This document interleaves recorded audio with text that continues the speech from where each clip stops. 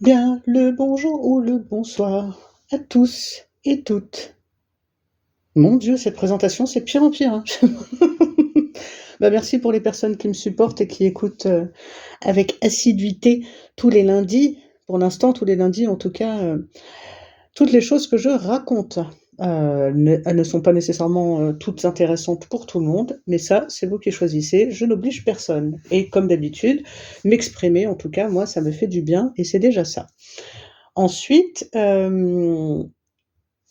après avoir, écouté des conversations, parfois même participé à des conversations virtuelles ou, au sein du GEM à Poitiers, hem, les termes, ou les discussions en tout cas autour du handicap invisible ou des handicaps invisibles est un thème qui revient très souvent de personnes en questionnement, en cours de diagnostic ou des personnes diagnostiquées avec autisme ou autres troubles du neurodéveloppement, donc TDAH, troubles 10 et cetera.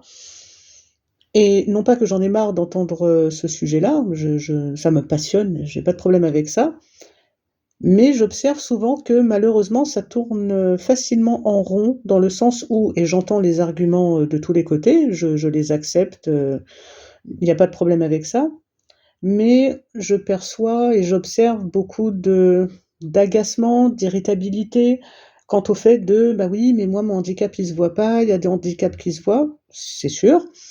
On devrait pas dire j'ai entendu aussi, on devrait peut-être pas dire handicap invisible et trouver un autre mot et je trouve que le terme, pour ma part, toujours pareil, hein, je ne détiens pas de vérité unique et absolue, ça ne reste qu'une opinion qui est valable au moment où je l'énonce. Le terme handicap invisible me semble plutôt approprié. Par définition,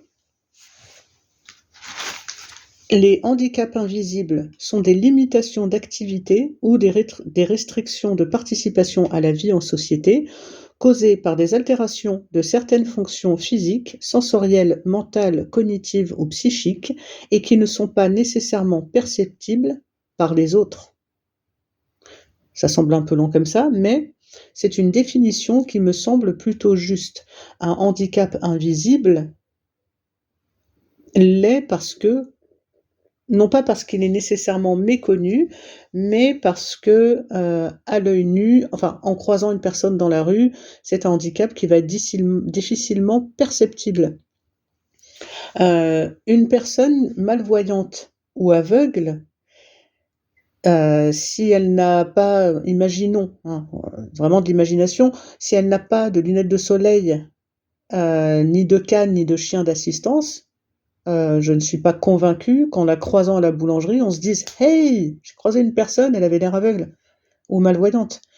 Je dis ça, mais ça pourrait être avec n'importe quel exemple. Une personne sourde que l'on n'entend pas ou que l'on ne voit pas communiquer, qui ne dit rien, et qui ne pratique pas la langue des signes, vous la croisez, m'est avis qu'on perçoit pas qu'elle est malentendante ou sourde et je dis et ça marche pour je vais pas faire la liste de tous les handicaps, considérés comme invisibles, l'autisme en fait partie. Pour les personnes en tout cas, sans déficience intellectuelle, le plus souvent, pas tout le temps, mais le plus souvent, bah, quand on nous croise, excusez-moi, mais c'est rare que des personnes s'arrêtent en disant: «Hey, vous êtes pas autiste vous?»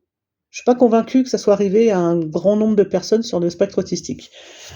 Pour ma part, ça ne m'est jamais arrivé. Ça n'est pas parce que ça ne m'est jamais arrivé que ça n'arrive pas à d'autres personnes, mais de ce que j'ai observé à petite échelle, ça arrive pas tous les jours, voire même jamais. Hem, je peux entendre que ce soit, émotionnellement difficile pour certaines personnes.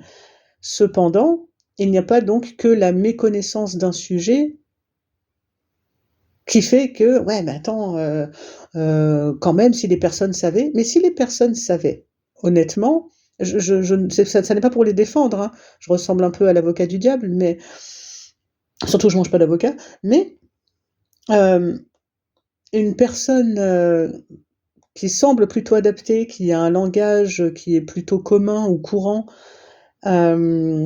qui fait du masking, donc qui modifie, voire cache certaines stéréotypies, certaines habitudes, qui ne montre pas ses rituels à tout le monde et cetera, m'est avis qu'en un seul coup d'œil, pas évident, qu'on soit médecin ou non, pas forcément évident de se dire: «Tiens, la personne, quand je la croise dans la rue, elle est autiste ou TDAH, ou tiens, elle est pas dyscalculique celle-là, enfin non, un trouble 10, à moins d'être en action, c'est très peu perceptible et c'est de la faute de personne. Certes, il y a l'imagerie individuelle et parfois commune / sociétale qui peut entrer en jeu, ont été en tout cas médiatisés plus facilement les handicaps dits visibles, donc des handicaps moteurs ou des handicaps psychiques ou mentaux, dont les conséquences, notamment au niveau de la verbalisation ou du comportement, sont visibles. Pour reprendre des clichés, parce que j'aime ça et c'est marrant, une personne qui se met à crier en balançant une chaise en public, en général, on se doute qu'il y a quelque chose. C'est pas nécessairement une personne capricieuse, ça peut être une crise mettez ce que vous voulez derrière.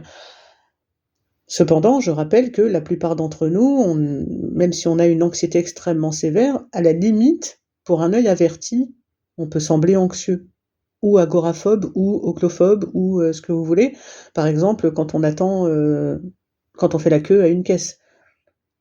Difficile pour une personne de se dire tiens, la personne elle est en train de faire ça avec sa bouche, et puis là elle se touche l'oreille, peut-être que ça veut dire qu'elle est autiste.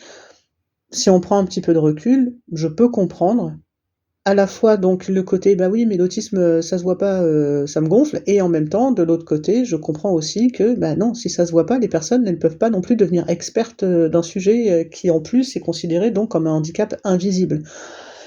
Toujours pas pour les défendre, mais c'est que j'aime beaucoup prendre du recul. Il y a, on ne devient pas expert dans des domaines entre guillemets pointus ou niches en quelques secondes, surtout si on n'est pas concerné de près ou de loin. Ça peut sembler triste ou malheureux, mais c'est humain. Je ne suis pas convaincue qu'une majorité de personnes s'intéressent à l'ensemble des cancers sans avoir eu une personne de l'entourage ou elle-même concernée. Si aujourd'hui je me lève un matin et si aujourd'hui je m'intéressais au cancer du pancréas, j'en sais rien, je dis ça, j'aurais pu dire autre chose. Je suis pas convaincue que ça soit une passion comme ça, et ça pourrait être pareil avec tous les troubles, toutes les maladies ou tout ce que vous voulez qui a trait à la santé mentale et ou physique. Je ne suis pas convaincue que tout le monde se lève un matin en se disant je vais me passionner pour tout ce qui existe et apprendre le DSM-5 par cœur, par exemple. Je suis pas convaincue. Non pas qu'il ne faille pas y faire quelque chose, mais je pense qu'on peut aussi, même si au départ on est un petit peu agacé, peut-être prendre un peu de recul et voir des occasions. En tout cas, c'est peut-être parce que je suis optimiste, mais je vois à chaque fois des occasions de donner des informations à autrui. Après, si la personne, elle s'en sert pas, qu'elle ne souhaite pas comprendre ou qu'elle reste sur ses positions, j'aurais quand même fait ma part en lui donnant des informations vraies et utiles sur le sujet. Je ne suis pas responsable et je ne contrôle pas ce qu'elle en fera. Peut-être que c'est une différence, je dis pas que j'ai raison, j'explique simplement comment je fonctionne. Donc, quand effectivement une personne peut dire oh là là, t'as pas l'air autiste, ça m'est déjà arrivé de répondre mais je te remercie, ça veut dire que toutes ces années de masking et d'apprentissage, d'imitation, etc., ont plutôt bien fonctionné. Bah merci, ça veut dire que je suis une très bonne actrice, je devrais peut-être même être payée pour ça. Voilà. Mais si vous avez envie de répondre en commentaire ou autre, ce que vous répondez, surtout si c'est drôle, parce que moi j'aime bien quand les choses sont un peu marrantes, n'hésitez pas, ça nous fera bien rire et on pourra échanger à ce sujet. En tout cas, je ne discrimine personne, je ne défends personne, j'essaye simplement de voir les deux points de vue et de comprendre les deux côtés. Et puis voilà, en sachant que je fais partie des personnes qui ont un handicap invisible et des handicaps visibles. Cela dit, petite parenthèse de fin, ça n'est pas parce qu'on a un handicap dit visible moteur que l'accueil est meilleur. Il m'est déjà arrivé qu'une personne me voit avec mon déambulateur et me dise « Ah, vu ton âge, c'est que tu as eu un accident ». Ça peut ne pas être ancré dans la tête des gens qu'on puisse être malade, entre guillemets, avant 60 ans. Ce sera peut-être l'occasion d'une autre vidéo, enfin d'un autre podcast. Bon, en tout cas, je vous remercie de m'avoir écouté à nouveau, et puis, toujours pareil, donc je me répète, blablabla, vous n'hésitez pas, petit commentaire, petit message, petit pigeon voyageur, petit rat musqué, si vous voulez, ça fait un petit peu original, et puis on peut échanger à ce sujet ou sur plein d'autres. Bisous!